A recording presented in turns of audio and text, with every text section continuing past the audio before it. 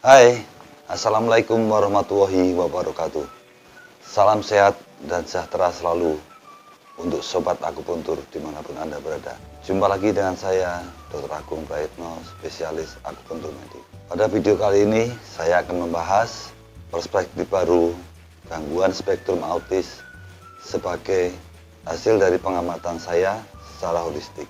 Memahami gangguan spektrum autis secara holistik, saya ibaratkan memahami seekor gajah dari berbagai sudut pandang.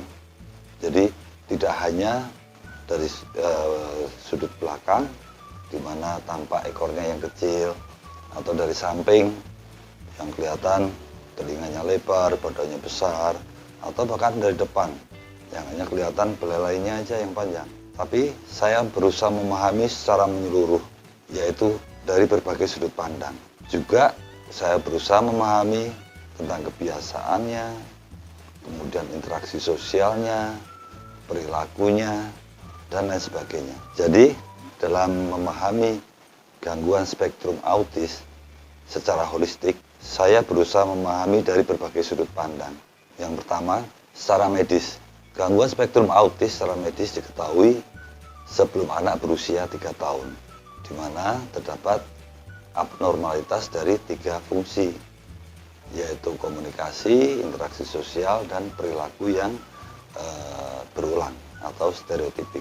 Dari sisi penyebabnya secara medis, gangguan spektrum autis belum diketahui dengan pasti penyebabnya. Diduga beberapa faktor terlibat akan terjadinya kasus autis ini. Misalnya apa? Faktor genetik, kemudian faktor stres waktu kehamilan, faktor vaksinasi, kemudian faktor keracunan logam berat, kemudian faktor intoleransi kasein atau gluten, dan lain sebagainya. Secara medis diketahui bahwa tumbuh kembang otak terjadi sebelum anak berumur 6 tahun dengan masa golden periodnya antara 3 sampai 5 tahun. Secara medis, terapi autis tergantung dari gejala yang ditimbulkan pada tiap-tiap kasus. Untuk lebih jelasnya, mungkin sobat bisa simak video-video saya sebelumnya yang membahas masalah ini. Kemudian yang kedua, secara akupuntur. Di dalam ilmu akupuntur tidak dikenal diagnosa autis, tapi ilmu akupuntur memandang suatu gejala, yaitu 3 gejala utama tadi, seperti gangguan komunikasi, interaksi sosial, dan perilaku yang berulang, itu sebagai suatu problem atau gangguan tumbuh kembang di otak. Kemudian kita ketahui bersama bahwa autis didapat sebelum anak berumur 3 tahun. Dalam teori dasar tradisional Chinese medicine, dalam hal ini fenomena organ, diketahui bahwa Qing itu adalah suatu materi dasar yang membentuk tubuh dan mengatur fungsi organ. Sedangkan Qing ini bisa didapat dari kedua orang tuanya, yaitu yang disebutkan sebagai suatu Qing bawaan, atau didapat setelah anak lahir, yaitu yang disebutkan sebagai Qing didapat. Dan Qing ini disimpan di organ ginjal dan didistribusikan ke seluruh bagian tubuh manusia. Jadi artinya apabila Qing bawaan ini kurang, berarti ada faktor kelemahan di organ-organ tertentu. Yang ini yang mendasari pemikiran saya akan adanya suatu penyakit yang disebabkan misalkan faktor genetik atau bawaan. Qing ini berkembang sesuai usia. Pada laki-laki berlaku kelipatan 8 dan pada perempuan berlaku kelipatan 7. Ini maksudnya begini. Pada kelipatan pertama, yaitu 7 tahun pada perempuan dan 8 tahun pada laki-laki, itu Qing ginjal sudah lengkap, ditandai dengan sudah terbentuknya gigi secara penuh. Pada kelipatan kedua, yaitu pada laki-laki umur 16 tahun dan perempuan 14 tahun, itu fungsi reproduksi sudah berfungsi secara normal. ditandai dengan pada wanita sudah mulai terjadinya siklus haid dan pada laki-laki sudah bisa memproduksi sperma. Kemudian yang ketiga, gangguan spektrum autis yang saya dapatkan di klinik. Disebutkan atau kita ketahui bahwa autis terjadi sebelum anak umur 3 tahun. Beberapa metode penelitian sudah berhasil menunjukkan bahwa autis sudah bisa didiagnosa pada umur 18 bulan. Sering didapatkan ada riwayat alergi di dalam keluarga, atau bahkan ada riwayat waktu anak-anak atau waktu umur di bawah 3 tahun tadi, anak-anak sudah menunjukkan gejala alergi terhadap misalnya susu. Kemudian gejala pada anak-anak autis itu sangat kompleks, sangat bervariasi, karena sangat tergantung dari area otak mana yang mengalami gangguan. Ini dibuktikan dari beberapa penelitian forensik bahwa pada anak-anak autis ada kelainan di bagian otak tertentu yang sangat variatif. Jadi kelainannya sangat variatif, tidak sama antara satu kasus dengan kasus yang lain. Itu gangguan di otaknya tidak sama. Kemudian pada anak-anak autis sering kita dapatkan informasi dari orang tuanya bahwa pada umur-umur 1 sampai 18 bulan itu anak-anak kadang sudah mulai babbling.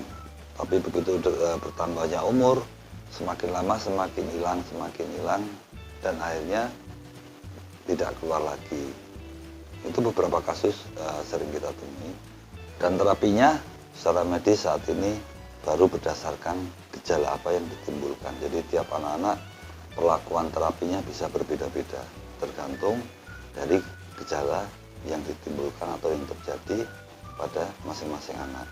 Sehingga timbullah stigma jika autis tidak bisa disembuhkan.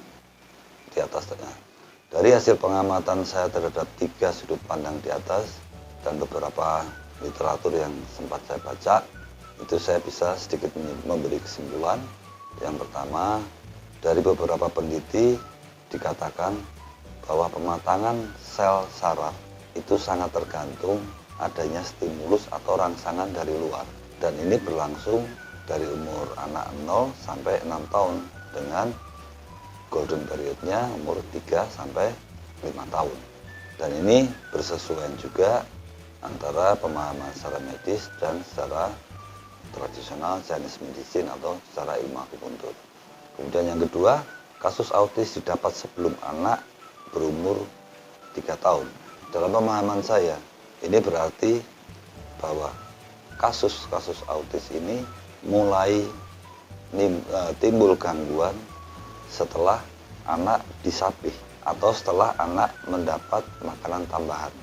Jadi dari 2 kesimpulan kecil yang saya peroleh tadi, muncul suatu hipotesa saya bahwa gangguan spektrum autis itu adalah suatu proses herediter atau bawaan yang dipicu faktor luar atau faktor makanan yang menyebabkan terjadinya hambatan stimulus ke otak yang saya istilahkan sebagai suatu blocking.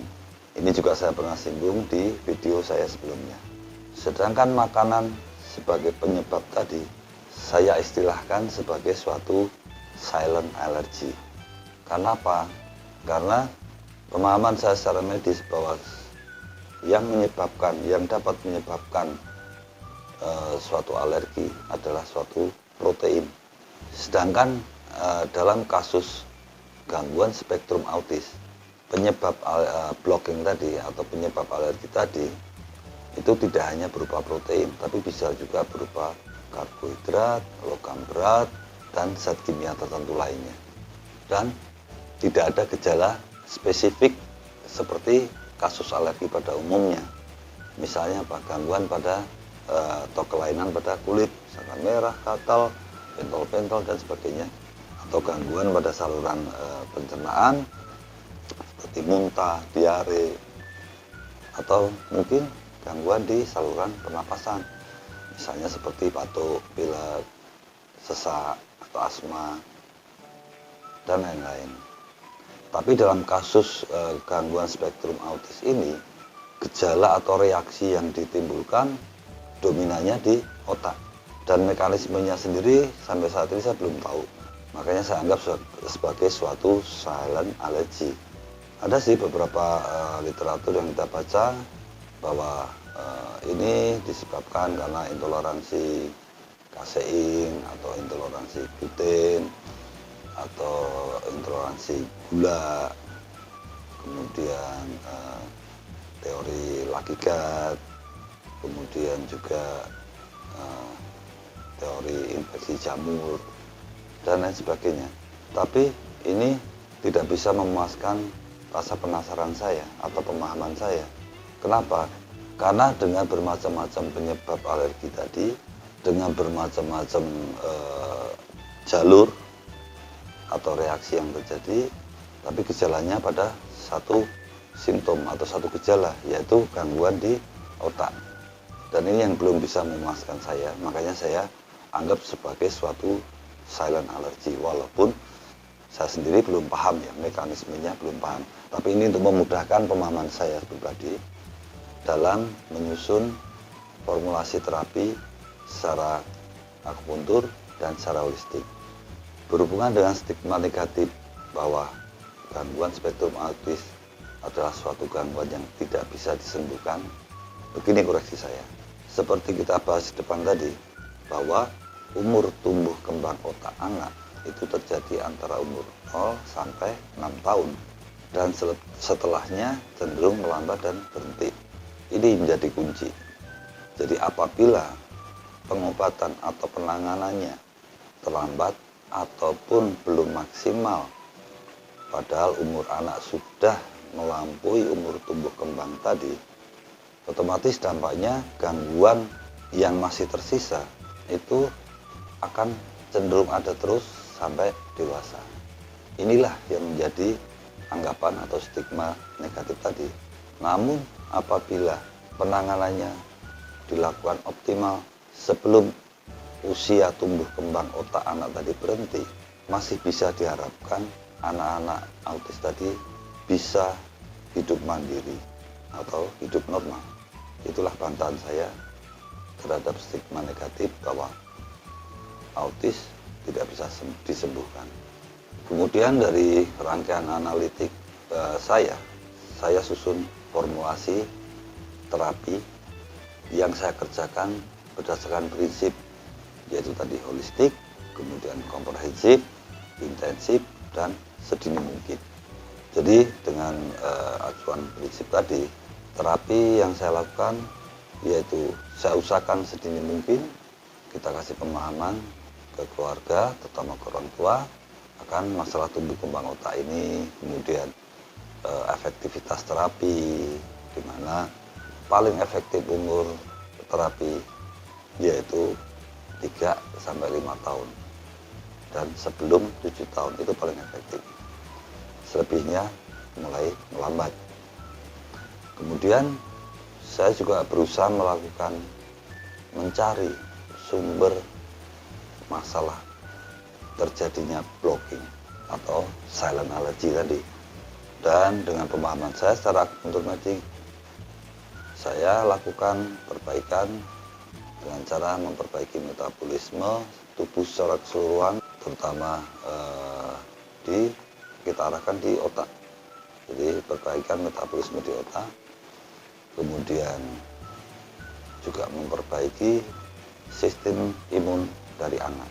Dan itulah yang sudah saya terapkan terhadap pasien-pasien saya, dan alhamdulillah sesuai dengan harapan saya, dengan hasil signifikan sesuai dengan banyak hal yang berpengaruh, seperti yang pernah saya bahas di video saya sebelumnya. Demikian sobat akupuntur semua, sedikit ulasan saya tentang bagaimana saya berusaha memahami suatu kasus gangguan spektrum autis secara holistik. Tentunya hal ini merupakan suatu hal yang baru yang mungkin perlu dipahami atau mungkin perlu dikaji oleh kita semuanya, sehingga kedepannya penanganan anak-anak dengan gangguan spektrum autis bisa lebih paripurna lagi. Dan tak lupa saya mohon maaf yang sebesar-besarnya apabila terjadi salah ucap maupun ada hal-hal yang tidak berkenan di Sobat Aku Puntur semuanya. Sampai jumpa. Assalamualaikum warahmatullahi wabarakatuh. Salam sehat.